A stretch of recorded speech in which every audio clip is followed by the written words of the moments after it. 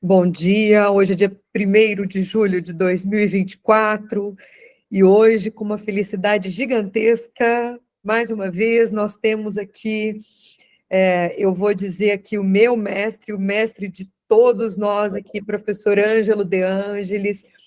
E para quem não o conhece, o professor Ângelo De Angelis tem percorrido todo o país aí, presencial e virtualmente, para nos ensinar sobre vários aspectos da reforma, mas especialmente sobre esse famoso, esse temido split payment.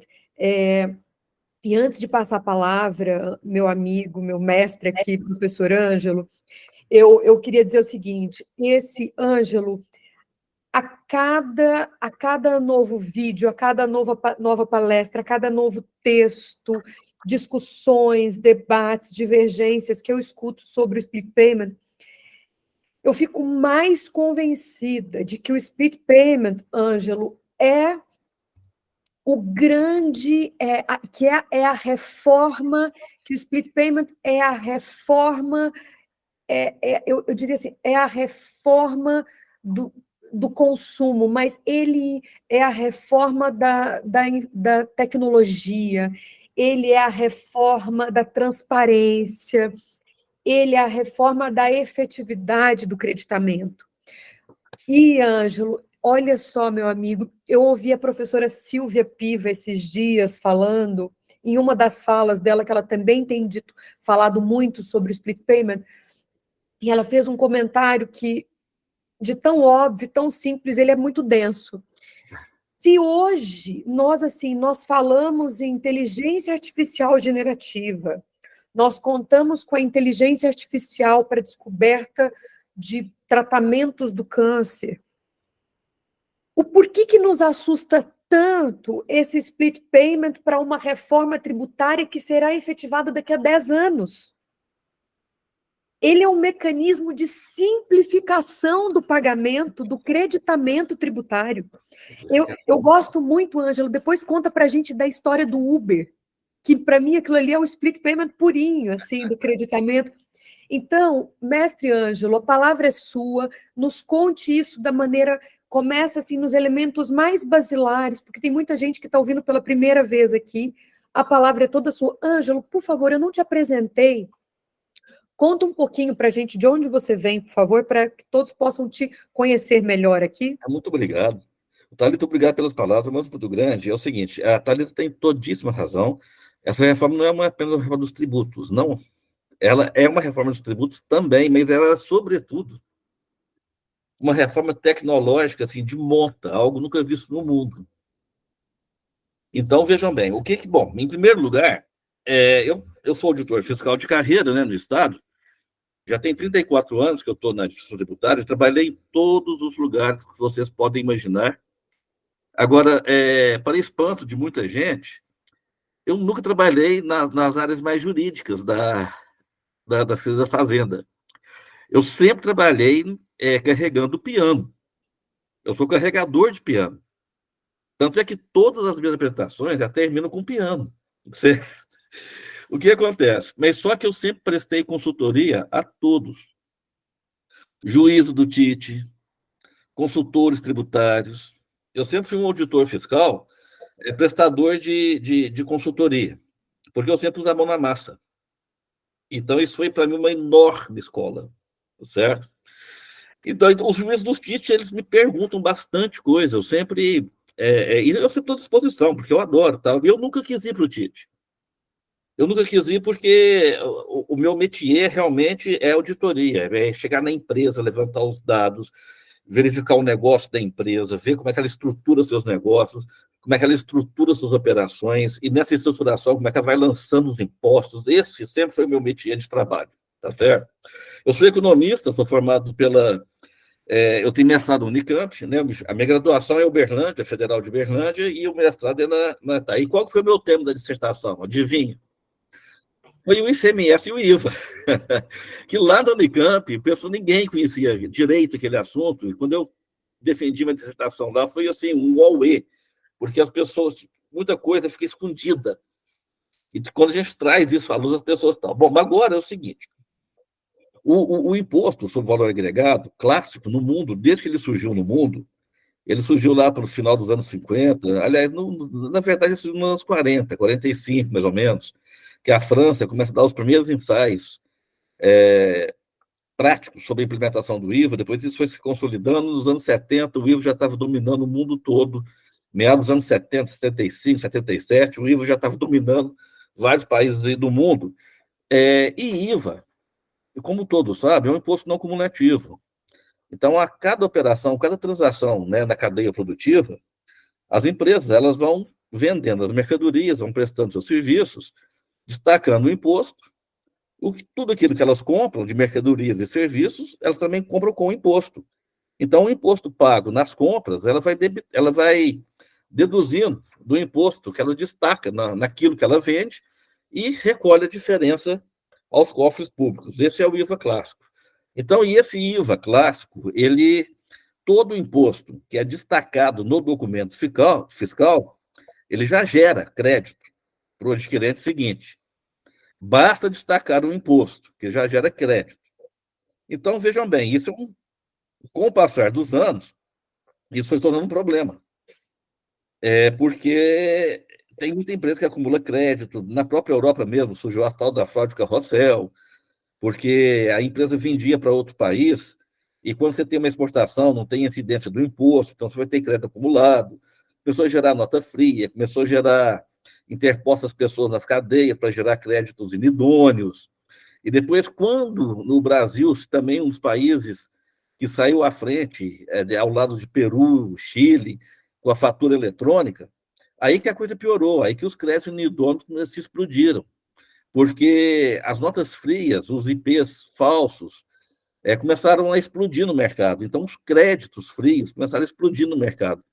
Todo esse sistema de creditamento clássico, com imposto declarado em nota fiscal, ele entrou numa problemática muito grande. Aí, quando nós pensar como é que ficaria o IBS, o novo imposto com a reforma tributária, essa questão, obviamente, que veio à baila. Por quê? Porque nós, auditores fiscais, antigamente, quando não existia fatura eletrônica, não existia nota fiscal eletrônica, qual que era a nossa preocupação maior? Era identificar o crédito, a qualidade do crédito, se ele era bom ou ruim. Qual que é o crédito ruim? O crédito ruim é aquele em que ele é falso, a nota é fria. Então, o sócio da empresa é uma pessoa inidônea. O que já aconteceu, que eu já vi muito, por exemplo, empresário mal intencionado, ele abre uma empresa em nome de laranja. Então, por exemplo, ele vai na comunidade, na favela, pega um sujeito lá e fala assim: olha, eu vou te dar R$500 para você assinar uns papéis aqui para mim e me passar seus documentos. Eu preciso que você assine os papéis e preciso que você me dê os seus documentos, porque tem que tirar uma cópia deles. A pessoa não tem instrução, a pessoa é muito pobre, muito necessitada, está passando fome, aceita. Só que ela mora numa favela que nem endereço tem. Aí ele inventa um endereço frio lá, registra o nome da empresa em nome dessa pessoa e começa a tirar a nota fiscal para gerar crédito. Então, nós tínhamos muito antigamente nota fiscal fornecida sem o correspondente mercadoria fornecida. A gente corria atrás de caminhão ou nota fiscal, caminhão, mercadoria sem nota fiscal. Era um problema isso. Depois, com o advento da fatura eletrônica, esse problema do alaranjamento, de pegar o sujeito na favela e pôr interpostas as pessoas, explodiu. Porque a facilidade de você tirar uma nota fiscal eletrônica ela é muito maior do que tirar uma nota fiscal antiga, física, só que o mundo evolui. A gente não pode ficar na fatura de papel, o mundo evoluiu, agora a eletrônica. Só que a nota fiscal eletrônica trouxe outro problema, o alaranjamento explodiu. Então, houve uma operação da Polícia Federal, da Receita Federal, que descobriu aí um derrame de operações frias de 17 bilhões. Aqui no estado de São Paulo, nós também identificamos aqui um derrame de 300 bilhões só em créditos frios de ICMS no mercado. Então, qual foi a ideia que surgiu? Olha, agora uma nova sistemática. O crédito, ele só pode ser aproveitado pelo sujeito passivo, aliás, é exato, pelo sujeito passivo, se ele tiver pago. Você não pode aproveitar um crédito mais simplesmente declarado, ele tem que estar pago. Obviamente que isso provocou maior fuzuê nos meios jurídicos, e tal, mas prevaleceu essa tese. E uma das maneiras, como você identifica o crédito pago? Na live anterior, o Rodrigo Frota, que também foi uma das pessoas que ajudou bastante a construir toda essa nova sistemática, né? O Rodrigo Frota foi uma pessoa também chave na construção dessa sistemática, certo? Então, falou, olha, o crédito, ele só pode ser tomado se estiver efetivamente pago. E tem... Aí, depois de todas as discussões, culminou com o artigo 28 do PLP 68, o artigo 27 e 28 do PLP 68, que, nas palavras do próprio Nelson Machado, que também foi um grande idealizador desse processo, esse processo foi construído a várias mãos, né? Com destaque dessas pessoas que eu estou falando. Teve a Melina Rocha, teve bastante gente que ajudou a construir essa concepção. E o Nelson Machado diz o seguinte, o artigo 27 do PLP 28, ele é o coroamento desse processo todo. Então, você tem lá várias formas de pagar esse crédito. Uma delas é pela compensação pura e simples, que nem sempre foi antigamente. Você tem um débito, você paga ele com crédito, tá certo? E a diferença vai cair na segunda forma de pagamento, que é o pagamento do saldo devedor. Pagou o saldo devedor, tá certo? Você já habilitou o restante daquele débito para ser aproveitado como crédito na etapa seguinte. E assim sucessivamente. A outra maneira de pagar o imposto e ter o direito ao crédito é através do que o PLP 68 chama de pagamento antecipado. Antecipado, ou seja, o adquirente, ele pode pagar. Quando ele compra mercadoria, isso tem que ficar claro, ou quando ele toma um serviço, isso tem que ficar claro para todo mundo. Na operação comercial, quando você adquire um bem ou um serviço, o que você paga ali naquela fatura, né, é tudo. É o valor do bem e o valor do imposto. Você está pagando os dois. Só que você paga aquilo para o fornecedor. E o fornecedor tem que lançar aquilo a DEP para recolher depois a diferença. Então, se você vai pagar, por exemplo, em dinheiro, você não sabe se o fornecedor vai declarar aquilo. Se você não tem segurança, se o fornecedor, num sistema de crédito pago, se o fornecedor vai pagar, você pode também pagar por guia avulsa. Antigamente existia isso nos sistemas de diferimento.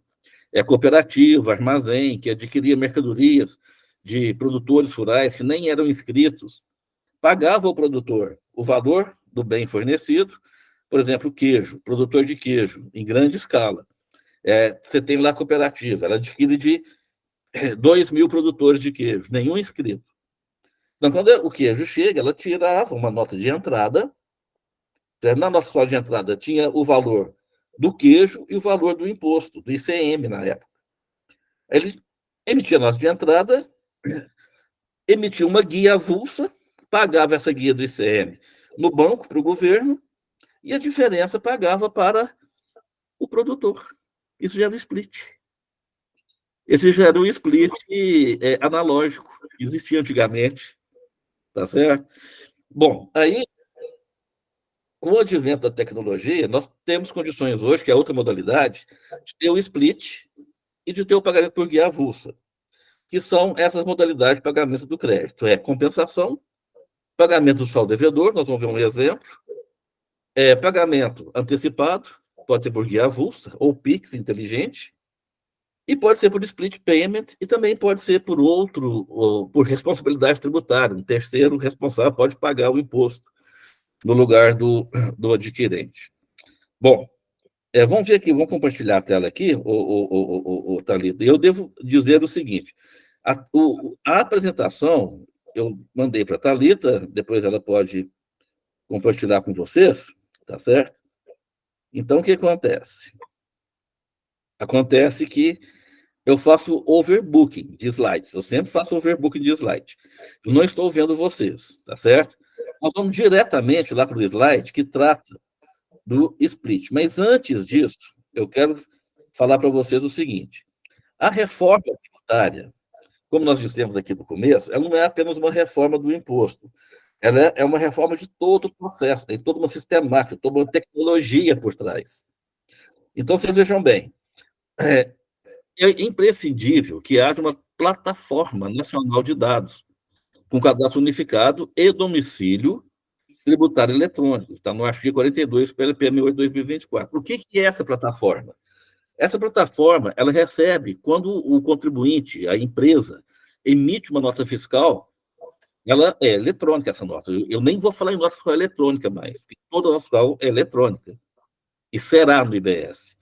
Então, numa operação B2B, principalmente, certo? Nas B2C, que é ao consumidor, nós vamos tratar depois, que é uma outra sistemática. Mas vamos focar nessa apresentação nas operações de empresa para empresa, de meio de cadeia. Por quê? Porque é onde está o grosso do valor agregado, é onde está o grosso da arrecadação do IBS, do futuro IBS. Atualmente, é onde está o grosso da arrecadação do ICMS. Vamos focar um pouco aqui, depois uma outra apresentação, tá? A gente pode falar do varejo, que a sistemática é um pouco diferente, é um regime especial, que está lá no PLP. Mas vamos focar aqui agora. O que acontece? Quando emite a nota fiscal, essas informações da nota fiscal... Ângelo. Oi? Desculpa, só um minutinho. Se você conseguir colocar no modo apresentação para a gente, aumenta a tela melhor. Não está, não. Não está? Não, e vai no livrinho, do lado esquerdo. Aí, pronto. Nossa, para mim eu não sabia que era o livrinho, eu estava na... Não, é que fica melhor para a gente. Obrigada, Ângelo. Eu que agradeço da novidade, não sabia que era o livrinho. O que acontece, então? Então, é uma tecnologia, vocês vejam bem. Todos esses documentos fiscais aqui, quando emitidos, os dados desses documentos, tá certo? Inclusive com a inclusão de novas tags, novos campos que vão conter o valor dos novos impostos, eles vão fluir isso para uma base padrão que da plataforma. Essa base padrão, tá certo? Vai ter os programas que vão ler essas bases para poder fazer o split, para poder fazer as apurações, beleza. Mas o importante vocês entendam é isso. O contribuinte, ele emitiu uma nota fiscal, os dados da nota, inclusive os impostos, vão cair numa plataforma que vai ter uma configuração padrão para poder registrar esses dados. Os registros serão padronizados nessa plataforma, tá certo? Para que os programas possam ler lá. Bom, o que acontece? Ele emite o documento fiscal, alimenta a base de dados nessa plataforma. Essa plataforma, quem vai fazer a gestão dessa? Ela é compartilhada entre o Comitê Gestor e Receita, tá certo? Bom, os dados dos documentos caem na plataforma, ali vai ter o cadastro unificado, né, e os dados econômicos fiscais alimentados pelos documentos emitidos, como eu disse aqui no começo. Então, é esse o processo básico. Esses dados, essa base de dados, ela vai gerar aquilo que nós chamamos de apuração online, que é apuração assistida, em que a própria administração tributária, ou seja, o comitê gestor, juntamente com a Receita, disponibilizará os créditos pagos para que a empresa, na apuração da empresa. Ou seja, a empresa, ela já recebe, quando ela acessa essa plataforma, ela já acessa a apuração dela pré-preenchida, que nem existe hoje com o imposto de renda, pessoa física. Não sei se vocês já fizeram a declaração pré-preenchida. Eu já. É muito bom, porque a Receita, ela já coloca todos os dados ali, as notas fiscais das coisas que você pagou e comprou, ela já disponibiliza ali. Então, você faz os ajustes, que é a declaração online assistida, é pré-preenchida. O comitê gestor, juntamente com a Receita, disponibiliza ao contribuinte uma declaração pré-preenchida. E nessa declaração, os créditos pagos, eles já vêm informados. Então, o adquirente, a empresa adquirente, ela não precisa fiscalizar o seu fornecedor, que nem se diz por aí, tá certo? Ela não. Ela já recebe a informação do comitê. E como é que o comitê vai saber se essa informação está paga ou não, se esse imposto está pago ou não? Através do sistema bancário. Nós vamos ver aqui para frente, tá certo? Bom, esse aqui é o esquema geral, né? O modelo operacional básico, para vocês entenderem o split payment, ele passa pela compreensão maior desse processo. O que é a administração tributária do CBS e da CBS? Ela é composta pelo Comitê Gestor do IBS, tá certo? Que é um órgão colegiado que vai agregar estados e municípios, e é a Receita, que vai administrar a CBS. E o comitê gestor vai administrar o imposto que é de estados e municípios, tá certo? Bom, se você tem de um lado. Do outro lado, você tem as empresas, que são as contribuintes, tá certo? Bom, as empresas, né, elas emitem documentos fiscais, elas registram seus dados cadastrais na plataforma, tá certo? E quando ela emite seus documentos fiscais, né, os débitos, o comitê gestor ele vai informar esses débitos na apuração do contribuinte, tá certo? Então, o que acontece? Depois que emitiu o documento fiscal, os débitos eles são registrados na conta fiscal da empresa. A empresa tem uma conta fiscal aqui na plataforma, tá certo? E os créditos gerados nas notas fiscais ainda estão pagos. Eles estão lá pré-contabilizados. São os créditos gerados. Emitiu a nota, senão o crédito ele não é automático. Ele está gerado, ele está numa subconta lá esperando ser pago, tá certo? E depois que esse crédito é pago, a plataforma, através dos seus programas, o que ela vai fazer? Ela vai pegar esses créditos pagos e vai informá-los na conta fiscal da empresa, que vai ser a conta da apuração da empresa. E logo em seguida, ela elabora e disponibiliza para o contribuinte, para a empresa, a sua declaração pré-preenchida. Então, ela informa os débitos na sua declaração pré-preenchida, certo? E disponibiliza, olha a palavra, ela disponibiliza os créditos depois de pago.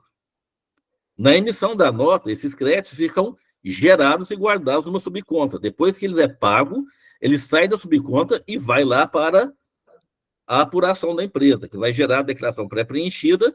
A empresa, ela acessa aqui, ou ela recebe uma notificação eletrônica através do DTE, o DTE é o seu domicílio tributário eletrônico, ela recebe que a declaração pré-preenchida está pronta. Ela pode entrar lá e pode fazer seus ajustes. Ela consulta os dados da plataforma, obtém seus retornos, ela faz seus ajustes, ela ajusta, ratifica, assina a declaração e transmite a declaração novamente. A declaração entregue e fica registrada lá na plataforma, tá certo? Isso vai depois gerar uma guia, ela vai no banco e paga o saldo devedor. Então, minha gente, é esse o processo básico do IBS. O modelo operacional básico do IBS é basicamente esse. Isso é fundamental para que as pessoas possam entender como é que vai funcionar o split dentro desse novo conceito. E por que eu estou mostrando isso? Porque tem muita gente, e muita gente importante por aí, dizendo que o split payment não deu certo na Europa, que ele foi péssimo, que há muitas críticas. As pessoas não entendem que na Europa não tem esse sistema operacional por trás. O nosso split ele vai funcionar bem porque vai ter esse sistema operacional por trás, perfeito? É esse o tchan da coisa. Então, você tem que entender o processo como um todo. Aqui é só para assustar vocês. Nós não vamos falar sobre esse fluxograma, mas depois, como vai ficar disponibilizada a apresentação, vocês podem estudá-lo com mais carinho, tá certo? O que quero que vocês compreendam agora, que é aqui que se realiza o split. Depois vocês olhem e ficam com mais carinho. Bom, isso aqui o Rodrigo já falou, nós vamos dar só uma passada. O creditamento, quando ele fica condicionado ao pagamento dos tributos, tá certo? Aqui o Rodrigo já falou, certo? Quando você tem 3 condições: comprovação da operação por meio de documento fiscal hábil, certo? Quer dizer, o crédito só pode ser gerado se o documento fiscal que dá suporte àquela operação for um documento hábil, né? O adquirente, ele tem que reconhecer que aquela operação ela é geradora de crédito. Por que tem que reconhecer? Porque tem operação que não é geradora de crédito. Embora o imposto esteja destacado lá, ela não é geradora de crédito, porque é um consumo pessoal, não é um consumo que tem a ver com a atividade operacional da empresa, é um consumo de diretor, é um consumo que não é para gerar crédito, é um consumo pessoal, um consumo final. O consumo final não gera crédito, tá? Certo? E tem que certificar também se houve o pagamento dessa operação, né, desse imposto. Aí, se atendido as 3 condições, o crédito pode ser apropriado, tá certo? Detalhe, a compensação dos créditos com os débitos tem que ter por ordem cronológica, inclusive os split payment tem que entrar na apuração por ordem cronológica, tá certo? Aqui nós temos um exemplo aqui, nós vamos deter um pouquinho aqui nesse exemplo. Não vamos ficar muito nele, mas vamos deter um pouco para vocês entenderem melhor. Aqui nós temos uma apuração típica de uma empresa X, uma apuração bem simplesinha, bem basilar, para entender mais ou menos qual que é o núcleo do split payment. Aqui, nós ainda estamos num processo mais geral, nós ainda vamos descer no detalhe do split payment. Então, você tem aqui na coluna aqui da esquerda, você tem os créditos da apuração dessa empresa. E na coluna da direita, você tem os débitos da apuração da empresa.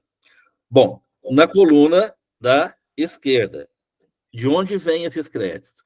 Esses créditos eles só podem entrar aqui nessa apuração, certo? Se eles tiverem sido pagos. E quais são as formas de pagamento, segundo o artigo 27 do PLP 68? Você tem lá, ele tem 5 hipóteses, nós nomeamos só 4 aqui, que é a compensação, que está aqui em azul. Então, esses 3 mil de acrédito, que entrou no dia 1, depois no dia 3, entrou um crédito aqui, que foi por compensação. E lá no último dia, chegando no final, lá no dia 25, entrou um crédito, também de 9 mil, foi por compensação. Mas a ordem aqui é cronológica. Depois, esses 2.400, que eles vêm na ordem cronológica. Entrou 3 mil no dia 1 por compensação. No dia 2, entrou 2.400 e foi pagamento pelo adquirente, que é aquele que eu te falei de guia avulsa, tá certo? O adquirente ele quis pagar, porque ele não tinha certeza que o fornecedor ia pagar o saldo devedor. Então, para ele aproveitar o crédito, ele pagou por guia avulsa. Depois chegou lá no dia 3 ou 2, ele tomou um crédito, um fornecedor que já estava compensado, já estava pago por compensação. Então, ele lançou o crédito. Depois, aqui nos dias 15 e 18, ele efetuou um pagamento eletrônico na rede bancária. E a rede bancária, credenciada, ela fez o split payment daquele pagamento, tá certo? Bom, ela fez o split payment e disponibilizou o crédito lá para o adquirente, que foi pago por split payment. No dia 5, ele comprou de um outro fornecedor lá, que ele não sabia como é que ia ser a coisa, e teve que pagar em dinheiro. O cara era muito informalizado, sei lá. Então, por um motivo ou outro, ele pagou. Ele, mesmo formalizado, ele tinha uma apuração na lei de implante, quanto mais. Então, para poder aproveitar o crédito, ele pagou por guia própria, tá certo? Que é 5 mil. E no dia 9, nós já falamos, entrou um crédito de um outro fornecedor que foi pago por compensação, tá certo? Então, todos esses créditos aqui, eles já entram na apuração como crédito pago. Isso está lá no comitê, está no programa do comitê. Bom, aí a empresa, ela vai, à medida que ela vai tomando esses créditos, ela também está emitindo nota fiscal, tá certo? Então, vocês vejam bem, no dia 4 aqui, ó, no dia 2, ela emitiu uma nota fiscal de 4 mil, mas ela tinha saldo credor. Então, esses 4 mil, eles já estão pagos. Com o saldo credor, ainda sobrou mais, isso deu 1.400. No dia seguinte, no dia 3, ela emitiu uma nota que tem um débito de IBS de 8 mil. Como é que vai pagar esses 8 mil para poder disponibilizar esses créditos para o adquirente? Olha, 1.400 é com o saldo credor anterior e 2 mil é com crédito, é compensação com crédito pago. Então, desses 8 mil, uma parte já está paga e falta pagar 4.600, que é o saldo devedor dela. Se ela for no banco pagar esses 4.600, ela já habilitou esses 8 mil integralmente. E assim sucessivamente. Quando chega no final do mês e ela pagou os 7.900, todos esses créditos que já estarão disponibilizados para aproveitamento dos seus adquirentes. Na verdade, essa disponibilização ela pode ser diária, mas por conveniência prática, que nós estamos apresentando como a disponibilização mensal. Então, pagou o saldo devedor, disponibilizou tudo para trás, que não estava compensado, tá certo? Se não pagar, o saldo devedor só vai aproveitar aqueles débitos que já terão sido pagos por compensação. Perfeito? Em linhas gerais, é basicamente a apuração por split payment. Então, por split payment e por outros mecanismos de pagamento do saldo, que é compensação, pagamento pelo adquirente e pagamento do saldo devedor. Repetindo, pagamento do saldo devedor habilita todos os débitos anteriores que ainda não tenham sido ou compensados ou pagos por outro meio. Nós vamos ver um exemplo melhor depois.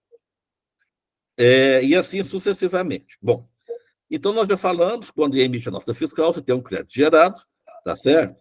Depois você tem o crédito apropriado, que ele pode ser apropriado após o pagamento, e utilizado. Ele vai ser utilizado depois de pago na apuração. Perfeito? Você tem esses 3 momentos aqui do crédito. Gerado, apropriado, que é o pago, e utilizado, que é o pago utilizado na apuração. São os 3 momentos do crédito. Isso que o Rodrigo já falou, nós vamos pular aqui direto para entender melhor o mecanismo do split payment, tá certo? Então, vamos pegar, Thalita, como você disse, isso aqui é o nuclear. É bem o mecanismo básico do básico do básico. Como é que funciona o split? Como é que vai funcionar o split? Aqui, eu tenho um exemplo aqui, tá? Para que haja o split, toda a rede bancária e todos os outros sujeitos que lidam com meios de pagamento, todas as empresas que lidam com meios de pagamento, fazem intermediação, certo? De financeira entre credor e devedor no mundo comercial, eles terão um credenciamento, eles serão credenciados lá no comitê para poder receber os impostos, que nem é hoje. Hoje a rede bancária é credenciada para poder receber, né, o imposto pago na apuração das empresas. Aqui vai ser a mesma coisa. Então, o que acontece? O contribuinte, empresa ABC Limitada, ela emite uma nota fiscal fatura, que a gente chama, número 445755. Essa nota, minha gente, isso é muito importante para o split. Ela tem uma chave. E essa chave vai estar vinculada ao meio utilizado para o pagamento dessa fatura, para identificar que fatura está sendo paga e qual imposto está sendo pago. Então, essa chave ela é muito importante. Ela emite essa nota fiscal para um destinatário, que é o adquirente, o próprio adquirente, nesse caso que coincide, né? Destinatário e adquirente, na maior parte das vezes coincide, quem é quem, que vai ser a comercial XYZ Limitada. O que está faturando aqui? Parafuso e chave de fenda. Aí você tem lá os dados de cada mercadoria faturada. O preço unitário, o total dos produtos, que vai dar 732, e, para facilitar aqui o raciocínio, nós pusemos como se fosse um IBS único de 25%, que é um IVA único, mas isso aqui é só para facilitar o raciocínio, tá certo? Na verdade, nós vamos ver um outro exemplo, você tem os 3 impostos aqui, mas aqui é só para pegar o mecanismo nuclear do split payment. Aí você tem lá, qual que é o IBS sobre o parafuso? É 25% sobre o total do produto, que é 432, que vai ser 108, tá certo? E como são aqui, você tem aqui o valor total aqui do produto, vai ser 540 com imposto. Aqui você tem a chave de fenda, também é 25% sobre 300, vai dar 75 de IBS, que somando com o total do produto dá 360. Total da nota, mercadoria e imposto, 915. Total dos produtos, 732. Total do imposto faturado com IBS, 183. Aí o que acontece? Essa empresa, ela vai pagar essa fatura por transferência bancária. E nessa transferência tem que ter a identificação da chave. Quando ela informa essa transferência, ela tem que informar também a chave dessa nota fiscal. Porque o que vai acontecer? Ela paga o valor total, que é 915, paga isso no banco. Olha o banco lá embaixo, vai receber essa fatura. É o Banco Ambrósio. Isso é um banco fictício, Banco Ambrósio, um banco fictício. Vai receber a fatura de 915. O que acontece aqui? Quando o banco ele recebe a fatura, ele consulta a plataforma do comitê gestor. Então, nessa consulta, ele vai verificar se esse imposto já está pago, se esse 183 já está pago. A plataforma retorna dizendo que não, esse imposto ainda não foi pago na apuração da empresa ABC, tá certo? Ok. Aí o que o comitê gestor faz? Então, já que o imposto não está pago, quando ele recebe a fatura do adquirente, ele vai vai acreditar a conta do comitê pela chave aqui da nota, 183, que é o valor do IBS. E o comitê gestor, o que ele vai fazer com esse dinheiro? Ele vai alocar, certo, a crédito na apuração lá do adquirente e a débito na contabilidade dele lá para o ente, para o sujeito ativo. Tá certo? E o restante da fatura, ele acredita diretamente à conta do fornecedor, que é a empresa ABC. Então, aqui ele fez um split. Aqui que ocorre o split. Aqui é o núcleo do split está aqui. Recebeu a fatura no banco, na rede bancária, ou outra entidade recebedora. A entidade, com esse recurso que ela recebe, ela consulta lá no comitê se o imposto está pago ou não. Se o imposto não tiver pago, ela separa, paga, divide esse imposto em 2, divide essa fatura em 2. A parte que é do imposto vai para o comitê gerar esse crédito, apropriar esse crédito. Isso que já é o imposto pago. O imposto pago ele já é o apropriado.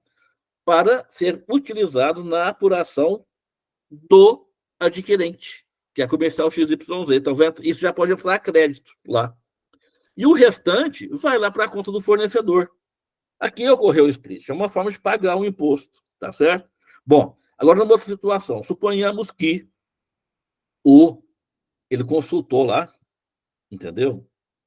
E viu, ele consultou lá que esse IBS, o adquirente, ele já pagou esse imposto na apuração dele. Ele já está pago. Ele já, quer dizer, o vencimento dessa nota aqui, suponhamos que tenha sido após a apuração do fornecedor. Então, ele checou lá na conta do comitê e descobriu que o imposto está pago. Então, o que vai acontecer? Teoricamente, se não tiver nenhuma intercorrência, ele vai acreditar o valor integral para o fornecedor, que é a empresa BC. Porque o imposto está pago, senão vai ocorrer em bis in idem. Senão ele vai romper, se não fizer esse creditamento integral, ele vai romper com o princípio da não cumulatividade. Então, para respeitar o princípio da não cumulatividade e não incorrer em bis in idem, ele já acredita direto lá, o imposto já está pago. Você não precisa declarar isso na sua apuração mais, não. Você declarou lá atrás. Você recebeu, o dinheiro é seu. Tá certo? Bom, então, isso aqui nós temos uma literatura aqui.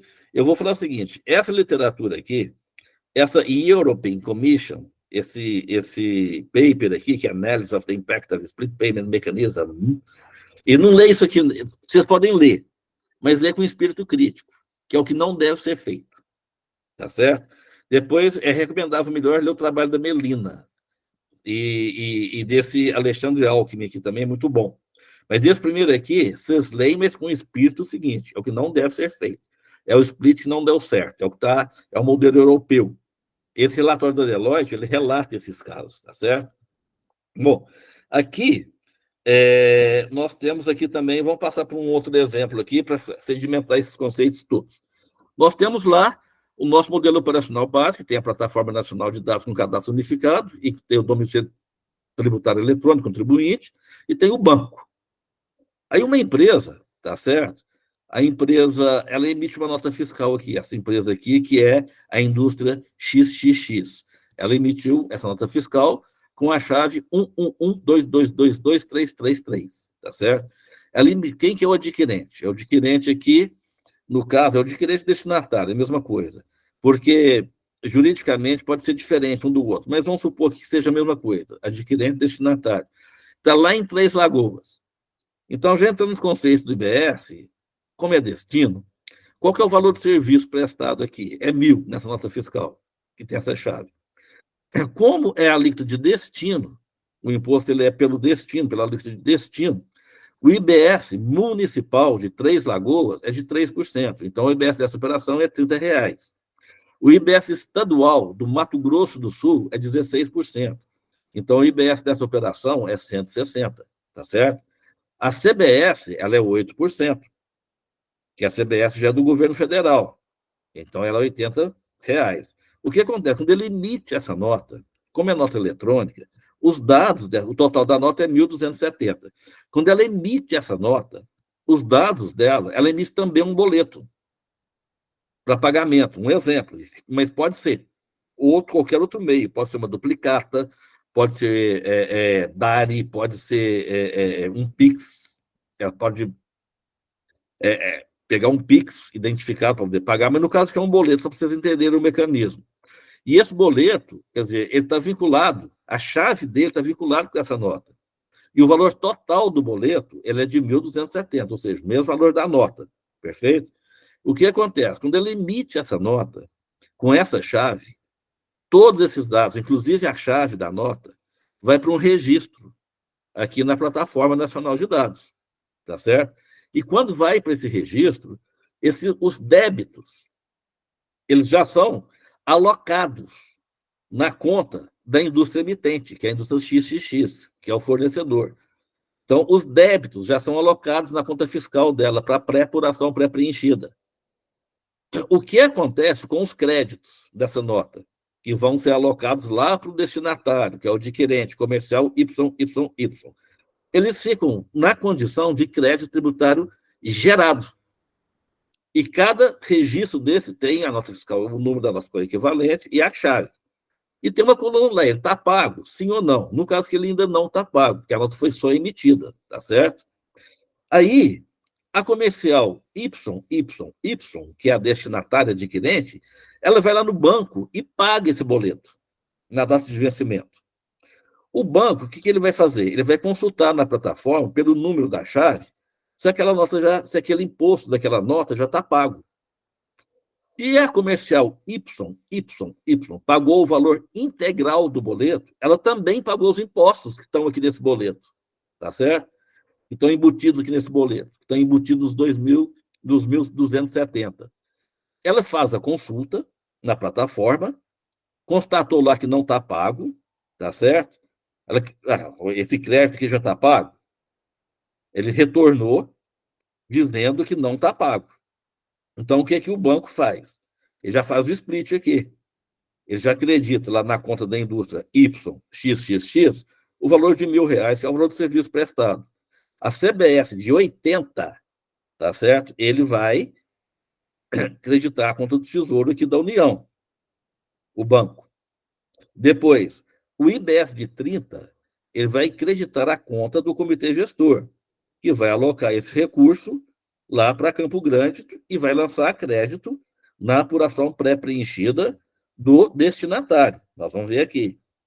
Esse 160, certo, que é o Imposto Estadual do Mato Grosso do Sul, o banco vai acreditar isso também à conta do comitê, para o comitê alocar isso a crédito do destinatário e à conta do comitê gestor. Vai ficar retido lá, para depois distribuir para o Mato Grosso do Sul, se a mercadoria for consumida lá, tá certo? Bom, depois que foi feito o pagamento pelo split, olha lá, olha na conta fiscal dele. Aquele crédito é a mesma planilha aqui. Aquele crédito lá agora está como sim, porque ele já foi pago. Ele foi pago nesse boleto aqui. Aí ele saiu da condição de não para a condição de sim, ou seja, está pago. E ao ser pago, tá certo?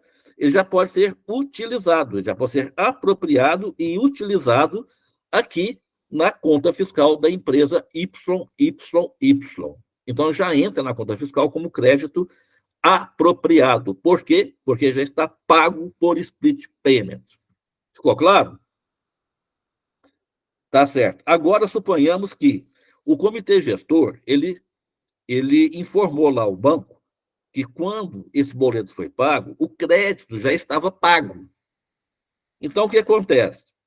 Ele vai acreditar o valor integral de 1.270 à conta da indústria XXX, para não incorrer em bis in idem e para não furar o princípio da não cumulatividade. Tá certo? Aí tá todo mundo feliz, o imposto já está pago, acabou, entendeu? Agora, vamos fazer o seguinte, vamos avançar em mais um exemplo para ficar bem claro. Nós vamos comparar aqui o modelo tradicional, que é com crédito destacado do documento fiscal, com o modelo do PLP 68/2024, que é com crédito pago, por qualquer mecanismo, seja ele por split e tal. Então, aqui nessa planilha aqui da esquerda, nós temos aqui a apuração pelo modelo tradicional, que é com crédito destacado do documento fiscal. Neste modelo, os créditos, eles são apropriados pela simples destaque do documento fiscal. Então, o sujeito recebe a nota fiscal, já registra o crédito. Aí, suponhamos que daqueles 400 ali, os fornecedores, eles ficaram inadimplentes em R$ 200, que no dia 2/1. A apuração do destinatário continua. Ela continua, ele vai apurando os débitos, os créditos, nessa coluna saldo devedor aqui, ela vai registrando o saldo credor dela e vai embora.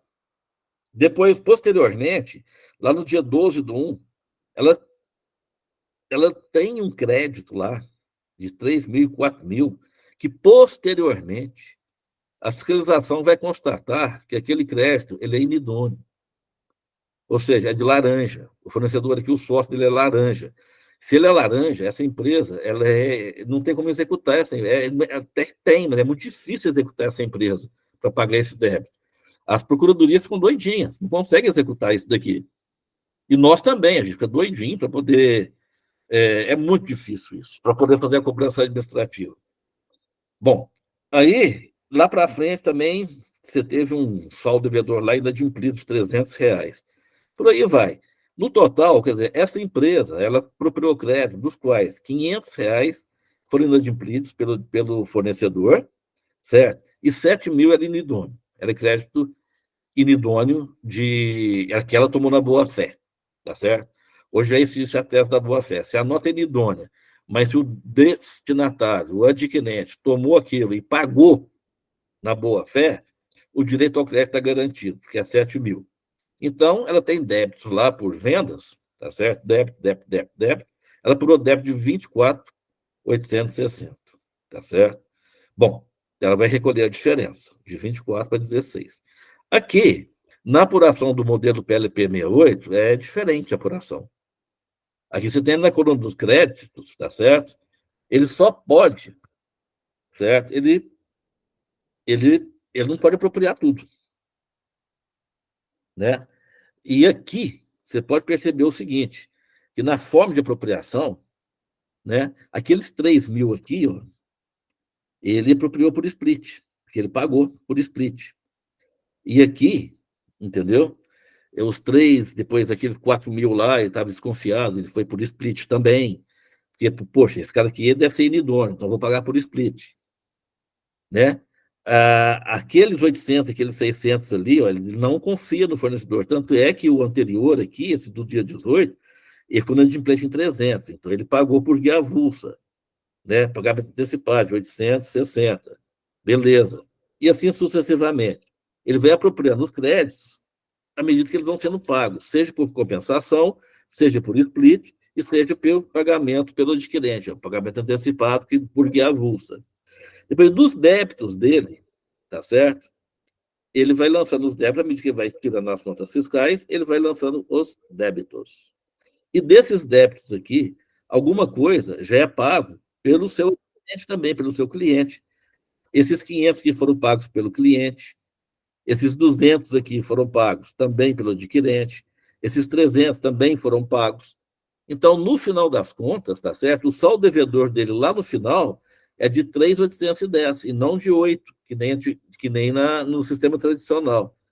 Porque uma boa parte foi paga por outros meios, que não pelo saldo devedor do sujeito passivo, mas foi feito pagamento pelo adquirente ou por split payment, beleza. Aí o que aconteceu aqui? Vocês podem perceber o seguinte, que na coluna da direita, vocês podem perceber que o saldo, ele tem saldo credor. Então, esse saldo credor aqui é tudo imposto pago. E à medida que ele vai ocorrendo esse saldo credor, ele vai habilitando todos esses débitos aqui para poder serem apropriados pelos adquirentes.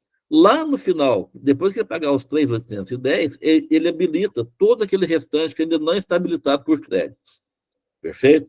Bom, aí, o que você tem aqui? Esses aqui, ó, esses débitos, eles já estão habilitados para os seus adquirentes poder aproveitar por compensação, por pagamento por split payment ou por pagamento pelo adquirente. E esses aqui, esses restantes, eles só vão ficar habilitados pelo pagamento só devedor pelo sujeito passivo, perfeito? Comparando os dois sistemas, no sistema com crédito pago, a arrecadação global do sistema foi de 24.860. Pelo modelo tradicional, com inadimplência, com crédito inidôneo, que não é pago, a arrecadação total do sistema foi de 17.360. Ou seja, pelo sistema do crédito pago, a arrecadação tende a ser maior, por não computar créditos inidôneos e inadimplidos na apuração dos sujeitos passivos. Isso abre, quando você põe o sistema de split ou de crédito pago para o sistema como um todo, você está criando uma possibilidade para reduzir as alíquotas do IBS, né, que hoje estão estimadas em 27,5, alguma coisa assim. Se tiver o pagamento vinculado ao crédito, e isso reflete na inadimplência do sistema. E toda a inutilidade, essa alíquota de 27 e tanto, reflete isso. Se você coloca com crédito pago, essa alíquota pode ser reduzida para 25%. Já vi estudos aí, estimativos aí, perfeito? Então, aqui, minha gente, nós temos os anexos aqui, nós temos uma nota técnica da Febrafit, que vai dar todo um monte de exemplo, e a gente encerra aqui a apresentação, né? Se vocês quiserem tirar alguma dúvida, algum questionamento, a gente pode estar à disposição. Né? Ângelo, parabéns mais uma vez pela sua fala, muito obrigada. Eu que agradeço. Muito obrigada, Ângelo. Ângelo, nós temos 3 perguntas aqui, mas eu vou abusar aqui e vou fazer 2 perguntas minhas primeiro, tá? Eu vou me valer aqui dessa prerrogativa. Tem 2 perguntas que eu tenho muita curiosidade de compreender melhor, compreender melhor. Primeira, aí você responde na ordem que você achar pertinente aqui. Tá certo. A diferença do split payment para a CBS e o IBS, e se há, qual diferença você visualiza? E a segunda pergunta, Ângelo, que é uma das maiores críticas que eu tenho ouvido em todos os lugares que eu participo, é que o split payment ele vai gerar um grande problema para o empresário em relação a fluxo de caixa. Ok. Então, essa é algo que, para mim, assim, é muito relevante você falar. E depois eu leio as que estão aqui, só para não falar muito ao mesmo tempo, tá? Bom, a primeira pergunta é que a resposta é não. Não tem diferença entre o split da CBS e o IBS. Tanto é que o artigo 149b, ele fala que tudo que acontece com um tem que acontecer com o outro. Eles são irmãos, porque os regimes são os mesmos, etc. Então, o split ele serve igualmente para os dois, ele vai funcionar igualmente para os dois, tá certo? Segunda pergunta, fluxo de caixa. O que vai acontecer com o fluxo de caixa? Bom, vamos pegar primeiramente o fluxo de caixa do adquirente. Não muda nada. Absolutamente nada. Por quê? Porque o pagamento do imposto é na liquidação financeira. Tá certo? Então, e quem que é o sujeito passivo? O sujeito passivo, ele não é o adquirente, o destinatário, nem pode ser. O sujeito passivo é o fornecedor, continua o fornecedor. O split payment é uma maneira de facilitar e o pagamento do crédito. O pagamento do crédito, ele é obrigatório, com ou sem split. Ele até funcionaria bem sem split, tá certo? Mas pelo PLP 68, ele é obrigatório. Houve pagamento eletrônico, tem que ter split. Agora, o sujeito passivo é o fornecedor. Então, se o sujeito passivo, se ele não pagar o saldo devedor dele, o que vai acontecer? Esse imposto, ele só vai ser pago na liquidação financeira. Na liquidação financeira, se ela acontecer em 90 dias após a apuração, ou se ela for parcelada, entendeu? Ali vai ocorrer o split, o imposto vai ser pago. Só que ele está sendo pago com atraso. Se tem atraso, tem juros moratórios. Certo? Tem multas, tem juros moratórios. Não sei se tem multas, mas tem juros moratórios. Então, quando o banco recebeu aquela coisa, ele faz o split, ele já desconta do sujeito passivo, certo? Os juros. Ao invés de creditar o valor integral dos bens e serviços fornecidos, ele acredita com os juros de mora descontados. E o imposto, tá certo? Fica sendo pago. Agora, se o pagamento é em dinheiro, outro meio, não tem como fazer split, aí você tem 2 possibilidades. Ou o adquirente paga por guia avulsa, pagamento antecipado, se ele quiser ter o crédito. Se ele não pagar, não tem o crédito. Acabou. Ângelo, será que essa percepção, essa discussão de fluxo de caixa, ela guarda relação com o fato de hoje o tributo entra no caixa do fornecedor para um mês depois sair do caixa? Aí é que está. Aí é que está. É isso. Eu te falei uma parte, um lado da questão, que é o adquirente. Para o adquirente, nada muda, porque é o seguinte: a operação comercial ela tem a operação financeira correspondente, que hoje já é pago normalmente. Então, se pagou em dinheiro, tá certo? O imposto está sendo pago ali também. Então, para o adquirente, não muda nada o fluxo de caixa, porque faz o split na liquidação financeira sem mudar a mínimo o fluxo de caixa do adquirente. Agora, o fornecedor... Comprando o produto, ele vai pagar na data que ele acordar com o vendedor, para ele não muda nada. Nada. Absolutamente nada. Agora, para o vendedor, muda. E qual que é a crítica? E qual que é a contra-crítica? Que eu vou fazer aqui agora que... Isso, explica para a gente isso. Várias pessoas têm a mesma opinião minha. O dinheiro do imposto, ele não é do fornecedor. Perfeito. Esse dinheiro, ele trabalha com dinheiro hoje, mas ele trabalha por uma questão tecnológica, porque, analogicamente falando, o tempo em que o imposto é declarado por meios analógicos, perfeito, era assim que era feito. Ele não trabalha, entendeu? Quer dizer, esse dinheiro é do Estado. Ele não tem direito de trabalhar com esse imposto. Então, é nesse ponto... Eu posso pensar que é nesse ponto que reside a grande crítica hoje nesse ponto. do problema de que muitos alegam que haverá um problema de fluxo de caixa para os empresários? É nesse ponto que eles alegam. Só que eles não entendem que é o seguinte, muita gente ainda acha que vai haver por adquirente. Por adquirente não muda nada, isso não está claro para eles. Agora, para o fornecedor, sim. É aí que está a crítica. A crítica está aí. Ele recebe, ele trabalha com esse dinheiro durante um mês para depois recolher. Ô, Ângelo, eu estou vendo aqui o Fernando aqui, já se mexeu, já se coçou ali, ó, nosso contador aqui de Goiás, aqui, ó, grande representante da contabilidade goiana, já está aqui, já está enlouquecida ali, vai lá. Posso fazer uma observação, Thalita? Obrigado, prazer em falar contigo e contigo, professor Ângelo.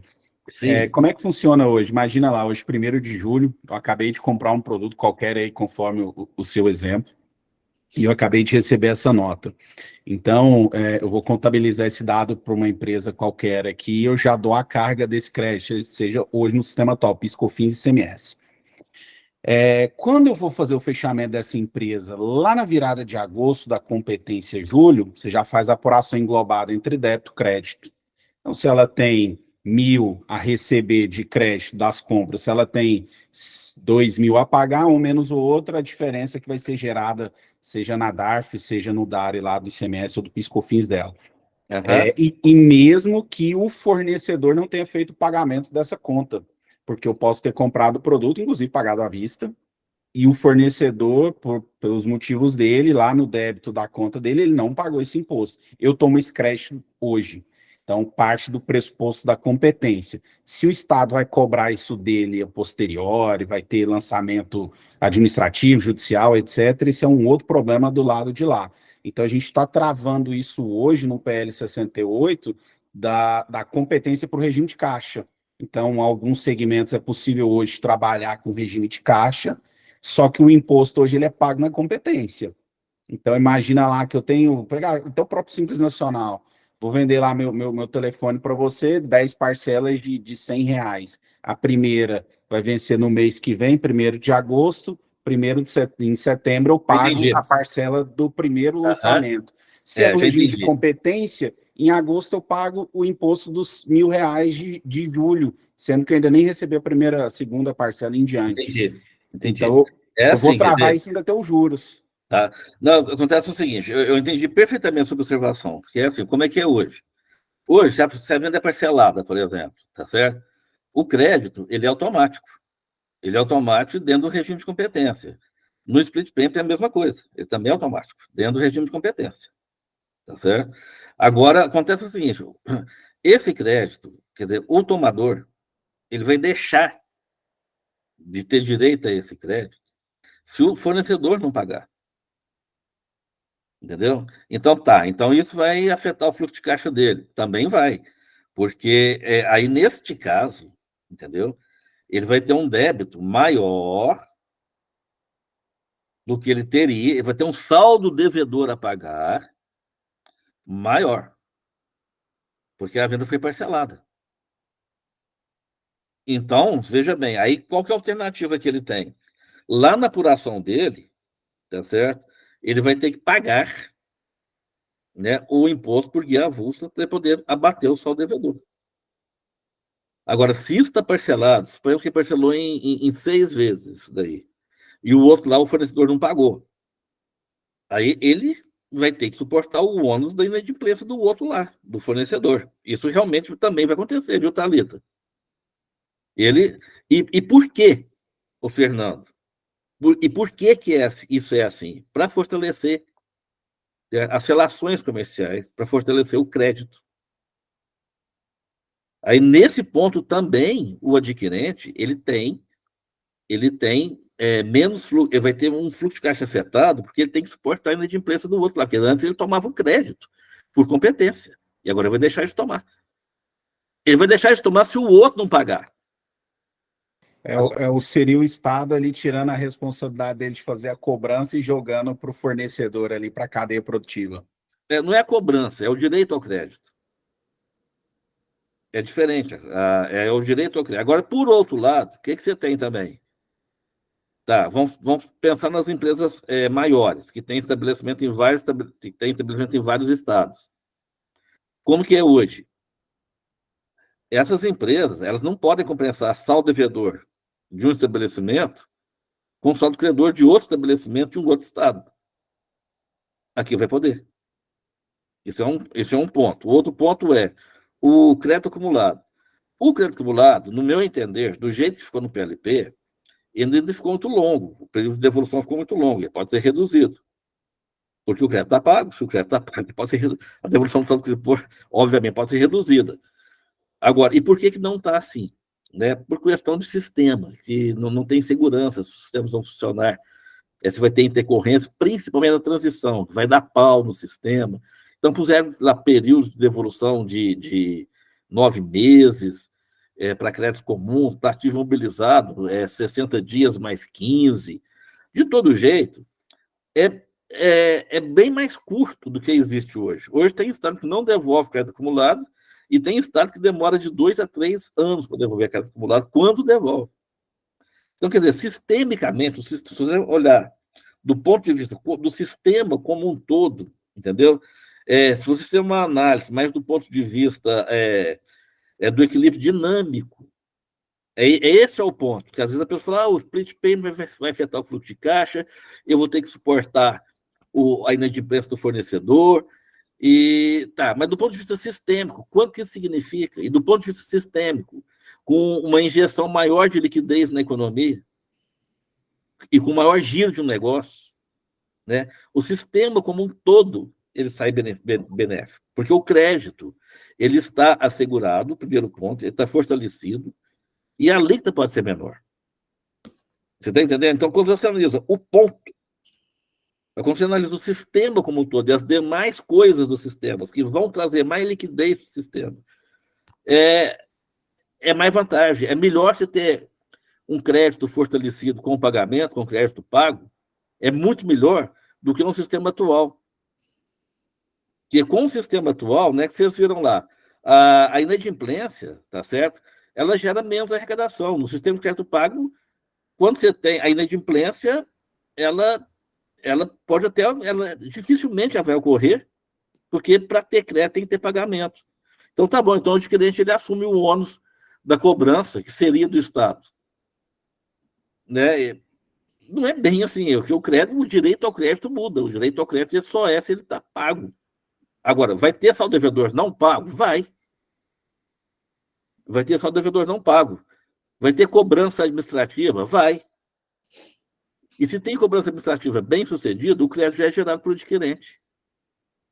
E te digo mais, num sistema desse, é muito mais eficiente o Estado exercer a cobrança administrativa do que no sistema atual. Muito mais eficiente.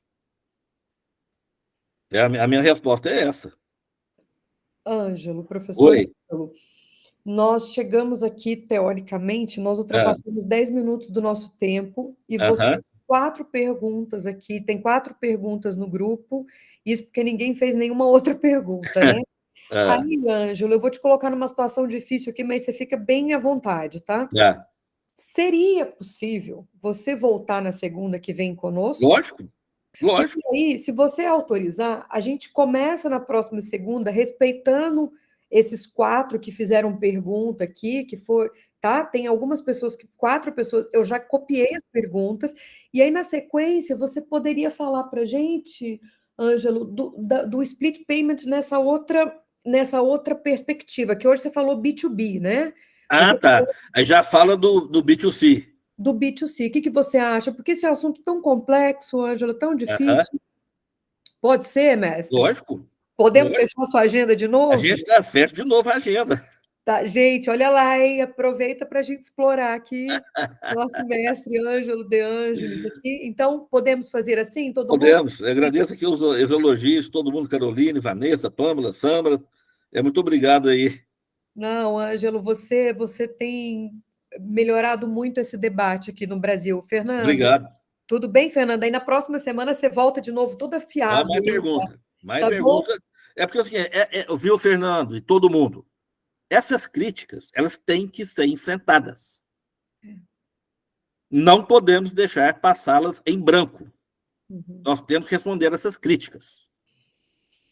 E entender, né, Ângela? Acho que o mais complexo, para mim, o primeiro grande passo é entender. É entender. Crítica, né? Entender, assim, por que, por exemplo, quem alega que vai afetar o fluxo de caixa das empresas, o que se pensa, o que significa isso, né? Isso. Então, a gente colocar luzes nessas dúvidas é muito relevante, para que aí, a partir daí a gente possa pensar tecnicamente, né? Perfeito, Né? Então, tá bom. Mestre Ângelo, eu já compartilhei seus slides, na hora que você autorizou, eu já compartilhei no grupo, já. Pode circular, se quiser. Acessou ali. A professora Carolina D'Agostinho aqui já falou dos slides ali. Muito obrigado, Ângelo. Então, eu que agradeço. Nossa, Ângelo, você tem sido incrível. Muito obrigado. Eu colei em você, Ângelo, você viu, né? Tá certo, e cola mesmo. Cola, Thalita e pessoal, nós temos que esgotar essa discussão. É isso aí, Ângelo. Para começar a entender, né, Ângelo? Para colocar a luz. E a gente tem aí, né, Ângelo, só uma década aí para elaborar isso melhor, né? Para a gente digerir tudo isso aí. Mas, Ângelo, muito obrigada, gente. Muito obrigada. Semana que vem a gente continua com o professor Ângelo. Tem uma pergunta da Pâmela aqui, Pâmela Moraes, advogada. Coloca no próximo coisa, tá? Hoje eu já copiei todas, Ângelo. Já copiei legal. Todas, tá? Foram 4 perguntas aqui que eu copiei.